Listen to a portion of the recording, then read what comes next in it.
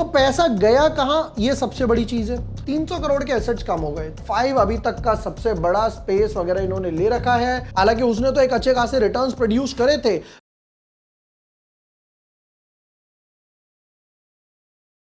जय हिंद। एक और आईपीओ भाई, कंपनी का नाम है स्मार्ट कोवर्किंग स्पेस करके। कंपनी कोवर्किंग स्पेस प्रोवाइड करती है। इसी टाइप की पहले भी एक कंपनी आई थी, ऑफिस सॉल्यूशंस करके उस कंपनी का नाम था। हालांकि उसने तो एक अच्छे खासे रिटर्न्स प्रोड्यूस करे थे। बट क्या ये भी कंपनी सेम तरीके से बिजनेस मॉडल करती है? क्या कंपनी का ओएफएस है, फ्रेश इशू है, किस वैल्यूएशंस पे लेकर आए हो, कितना पैसा भैया कहां जाएगा, डेट उतारोगे नहीं उतारोगे, कितना प्रॉफिट कमाया है या कहीं लॉस में तो नहीं हो, रिटेल का कोटा कितना है, क्या डेट्स है, सब देखेंगे।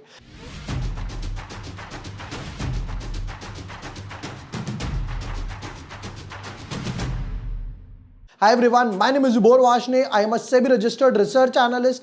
काफी टाइम बाद इस टाइप का एक आईपीओ आया है और एक आधा ही पीयर कंपैरिजन लिस्टेड है। तो क्या मोनोपोली साबित होगी या नहीं होगी, चेक करते हैं आज की वीडियो एनालिसिस में। But yes, before moving ahead, अगर अभी तक आपने चैनल सब्सक्राइब नहीं किया है या पहली बार वीडियो देख रहे हो तो ट्रैवल फूड आईपीओ ये वाले वीडियो देख सकते हो। जेन स्ट्रीट स्कैम हो गया, फिर उसके बाद क्रेजाक भी चला गया, एचडीबी लिस्टिंग स्ट्रैटेजी भी बताई थी। मेन बोर्ड की तरफ अगर नजर मारते हैं तो यहां पे क्रिजाक हो गया, ट्रैवल फूड अभी भी ओपन है, ये देख सकते हो। स्मार्ट वर्क्स कोवर्किंग आज हम इसका करने वाले एनालिसिस। एंथम, एनएसडीएल इसका भी जब आएगा तो मैं बता दूंगा। हालांकि एनएसडीएल ऑलरेडी अनलिस्टेड मार्केट में इतना भाग चुका है कि जो लोग अब बाय कर रहे हैं अनलिस्टेड में, उनका कटना तय है। स्मार्ट कोवर्किंग, चलिए जी शुरू करते हैं कि कंपनी का बिजनेस मॉडल क्या है। उससे ही पता बहुत आइडिया लग जाता है कि कंपनी कहां तक चलेगी, कहां तक नहीं चलेगी। Incorporated in 2015, Smart Co-working Space Limited is engaged in the business of customized managed working space solution offering fully serviced tech-enabled office environment with aesthetic designs, essential amenities to meet the specific needs, ये वो वगैरह वगैरह। मैं देखो आजकल सबको चाहिए कि भाई हम अपने क्लाइंट को बुलाएं, सर ये देखिए मेरा ऑफिस वगैरह है, राइट। तो ये कहते हैं कि भाई अगर आप ऑफिस ओपन नहीं कर सकते हो कोई प्रॉब्लम नहीं है, पैसा हम लगाएंगे, आप आओ अपना काम करो और चुपचाप चले जाओ। आओ काम करो चले जाओ, आओ काम करो चले जाओ। जिसमें अगर मान लो आपको वाईफाई वगैरह चाहिए या फिर बोर्ड मीटिंग डेस्क वगैरह ये सब इक्विपमेंट्स वगैरह चाहिए तो वो भी हम लोग प्रोवाइड कर देंगे।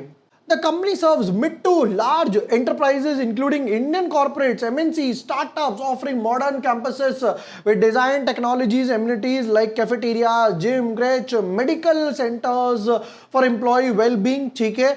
फिर उसके बाद कहते हैं अभी तक भैया the company served 738 clients with 1.5 lakh seats। फिर अब कहते हैं अभी 728 clients हो गए जिसमें 1.69 लाख सीट्स हो गए। फिर उसके बाद yet to be occupied जिसमें कई 12,000 के पास अभी भी ऑक्यूपेंसी वगैरह अवेलेबल है। नंबर तो बड़ा है। और कहते हैं the company holds 4 of India's 5 largest leased centers including 0.7 million square feet।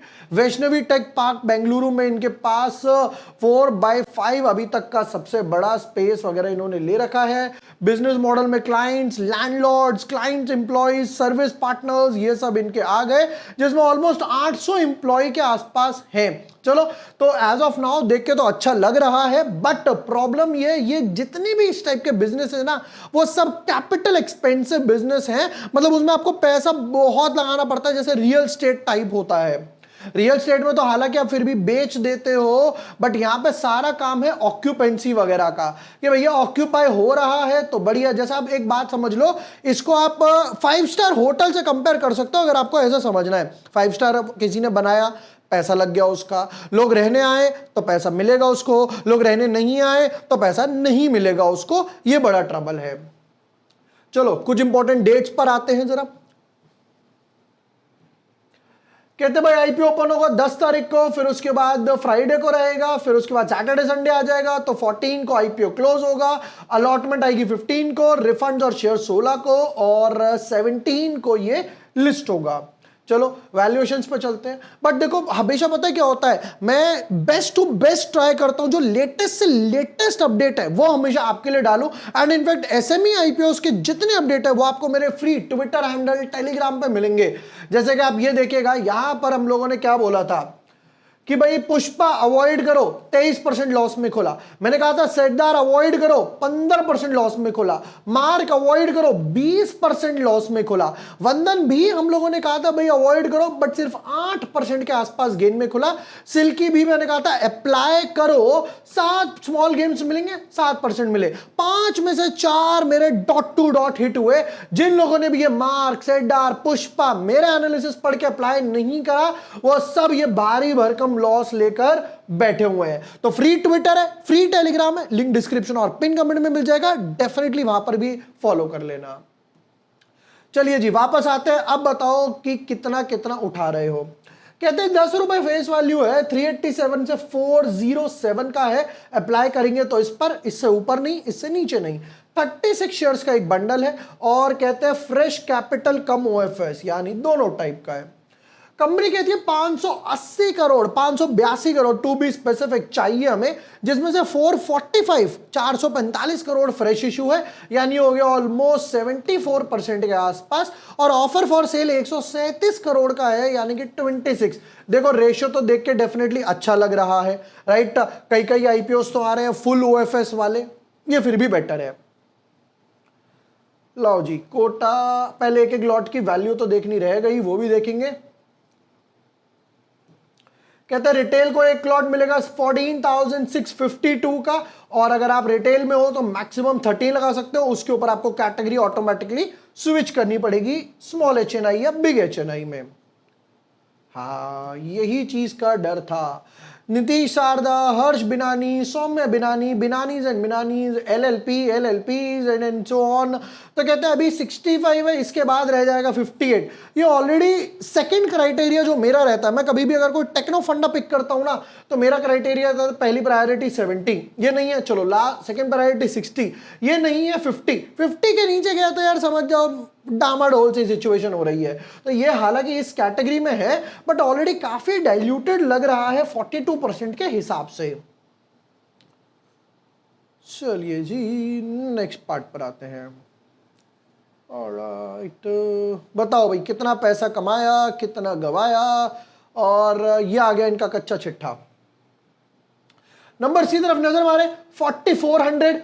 In fact assets बढ़ने चाहिए, ये ड्रॉप हो गया 4100।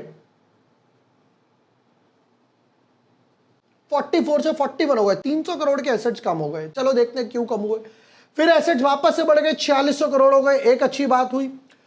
फिर उसके बाद रेवेन्यू 740 करोड़ का रेवेन्यू, 1100 करोड़ का रेवेन्यू, और रेवेन्यू डबल हो गया यहां से, तो ये ऑलमोस्ट हो गया 1400 करोड़ के आसपास। तो रेवेन्यू तो ग्रो कर रहा है। प्रॉफिट आफ्टर टैक्स 744 करोड़ पे जी 100 करोड़ अपनी जेब से लगा दिए, 100 करोड़ लॉस। फिर अब यहां पर रेवेन्यू बढ़ा, प्रॉफिट और I should say loss reduce हो गया -50 करोड़। चलो अच्छा हुआ कुछ तो। फिर वापस से सेल्स बढ़ी, बट वापस से लॉस भी बढ़ गया। तो अपने एक्सपेंसेस को मैनेज नहीं कर पा रहे। देखो यही चीज मैंने बोली थी, इस टाइप की कंपनीज में ना सबसे बड़ा प्रॉब्लम क्या आता है, आप पैसा तो लगाए जा रहे हो, लगाए जा रहे हो, लगाए जा रहे हो, लगाए जा रहे हो। भाई आपको लीज पर लेना है, अब उस लीज पे फिल हो ना हो, आपको रेंट तो पे करना ही पड़ेगा। भाई उसकी साफ सफाई करवानी पड़ेगी, मॉडर्न इक्विपमेंट्स, चेयर्स, टेबल, ये सब वहां पर आपको रखना ही पड़ेगा। चलिए जी नेक्स्ट पार्ट पर आते हैं। तो रिजर्व्स नेगेटिव, नेगेटिव से थोड़ा पॉजिटिव, थोड़ा पॉजिटिव से पॉजिटिव आए। अब यहां पे एक सबसे बड़ा कैच क्या आ रहा है जो मैं अभी तक नहीं समझ पाया, और मे बी ये रीजन होगा। देखो यहां पर इबिटा कहते हैं भैया हम पॉजिटिव हैं, इबिटा कमाया 850 करोड़ का, यहां पे आप लॉस में आ गए, तो पैसा गया कहां, ये सबसे बड़ी चीज है। तो अगर इबिटा आपका 850 करोड़ है, जिसमें से आप इंटरेस्ट माइनस करोगे, अर्निंग बिफोर इंटरेस्ट, टैक्स, और बचता है डेप्रिसिएशन। अब क्योंकि आप ऑलरेडी लॉस में हो, तो टैक्स की तो बात ही नहीं बनती। बचते हैं दो कंपोनेंट, एक है इंटरेस्ट और एक है डेप्रिसिएशन। 397 करोड़ पे अगर मान भी लो कि आप 15%, 20% दे रहे हो, जो कि बहुत बड़ा नंबर बताया, तो भी अगर आप यहां पर 50 करोड़, 60 करोड़ भी मान लेते हैं दे रहे हो, तो भी यहां से कम हो गया। 800 करोड़ का डेप्रिसिएशन 1400 करोड़ के, और आई शुड से 5000, 6000 करोड़ के एसेट्स पे। ये देखना 4000 करोड़ के एसेट्स पे 600 नंबर्स की तो ना थोड़ी बात नहीं बन पा रही कि यार मैं देख रहा था EBITDA इतना पॉजिटिव है, यहां आते आते पैसा जा कहां रहा है, ये थोड़ी सी गणित नहीं बैठ पाई। कोई बात नहीं, बट चलो बोरोइंग्स यहां पर एक अच्छी बात है, 500 से 400 लेकर आए और 400 से 397 लेकर आए, ये एक अच्छी चीज हुई कि बोरोइंग्स रिड्यूस हुई हैं। चलिए जी नेक्स्ट पार्ट पर आते हैं। Return on capital employed 42, debt थोड़ा सा हाई है, इबिटा मार्जिन तो 62 है, पैट मार्जिन क्यों नहीं लिखा, क्योंकि है ही नहीं। Price to book value 38, high, too high. चलो जी ईपीएस -6 और पोस्ट में हो जाएगा 5, पी रेशो निकाला नहीं, कोई बात नहीं। कंपनी के ऑब्जेक्टिव्स और एक बार पीयर कंपैरिजन पे नजर डालेंगे, फिर आएंगे फाइनल वर्डिक्ट पे। कहते हैं भाई रीपेमेंट बोरोइंग्स वगैरह की करेंगे 114 करोड़ से, कैपिटल एक्सपेंडिचर करेंगे और नए सेंटर्स वगैरह के लिए सिक्योरिटी डिपॉजिट चाहिए 225 करोड़ का, बाकी जनरल कॉर्पोरेट पर्पस। अब देखते हैं पीयर कंपैरिजन, हम लोगों ने डिस्कस करा था ऑफिस जो इसका स्टॉक आया था एक, इसका यहां पर ईपीएस है 9 का नेगेटिव, इसका पी रेशियो 63 का बहुत हाई है, यहां इन्होंने कैलकुलेट नहीं करा। फिर उसके बाद कहते हैं भैया रिटर्न ऑन नेटवर्थ 14 प्लस, यहां कहते हैं -58 और प्राइस टू बुक वैल्यू 1 के आसपास 0 पर है, और भैया ये 38, यानी वैल्यूएशंस में ये बहुत ऊपर आ रहा है कंपेयर टू ऑफिस। एक बार ऑफिस का भी मैं आपको चार्ट दिखा देता हूं। ऑफिस यहां पर कहीं आया था, क्या प्राइस बैंड था ऑफिस का, 400 से लेकर इसने भी एक कहानी रची, 900 तक गया, और 900 से लेकर अभी ऑलमोस्ट 1-1.5 साल से 600 के आसपास है। 400 से देखोगे 600 तो 50% रिटर्न्स है, बट बाद में ठंडा पड़ गया, साइड में पड़ गया। चलो फाइनल वर्डिक्ट वगैरह पर आ जाते हैं।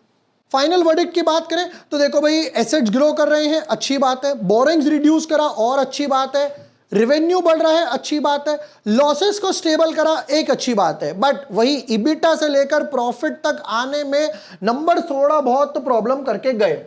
ओवर सब्सक्रिप्शन की तरफ आएंगे, लिस्टिंग गेन की तरफ आएंगे। एक अच्छी बात है, मैक्सिमम पैसा 74% कंपनी के पास जा रहा है, सिर्फ 26% ओएफएस है, बट प्रमोटर की होल्डिंग 60 से ऑलरेडी नीचे आ गई, फंडिंग रेस करी होगी, वहां पर पैसा डाला, वहां पैसा डाला, वहां पैसा डाला। तो ये वीसीज वगैरह जो होते हैं ना, वो कहते हैं भैया आईपीओ कब लाओगे, आईपीओ कब लाओगे। मामाअर्थ का एग्जांपल देख सकते हो, राइट टक की भैया मोबीक्विक का देख सकते हो, पेटीएम, आईपीओ कब लाओगे, वो सबसे बड़ा ट्रबल आता है। ओवर सब्सक्रिप्शन, हालांकि उस बीच में कोई आईपीओ नहीं आ रहा है, तो यहां पर मैं जो ओवर एक्सपेक्ट करूंगा वो समवट अराउंड 20 टाइम्स के हिसाब से जाने वाला है। अब आते हैं लिस्टिंग गेन की बात पे, लॉस में है कंपनी, नंबर्स जो मैंने बताया मेरे हिसाब से नहीं बैठ रहे। ऑफिस की बात करूं तो भाई ऑफिस के हिसाब से एडब्ल्यू वाला ऑफिस, उसके हिसाब से बहुत हाई वैल्यूएशन पा रहा है, 38 का प्राइस टू बुक वैल्यू, बाप रे। तो यहां पर लिस्टिंग गेन जो मैं एक्सपेक्ट करके चलूंगा वो 5 से 10% होंगे, 5 8 10% के आसपास लिस्टिंग गेन होने वाले हैं। और भैया जो हमारा फाइनल वर्डिक्ट होता है उसके ऊपर वीडियो बनाना है या ट्विटर टेलीग्राम पे डालना है, वो मैं अपडेट करूंगा ही करूंगा, उसको भी फॉलो कर लेना, लिंक डिस्क्रिप्शन और पिन कमेंट में मिल जाएगा। ये थे smart works co-working office IPO के डिटेल्ड एनालिसिस। वीडियो पसंद आया हो share with your friends, like and subscribe. Thank you for watching the video, lots of love.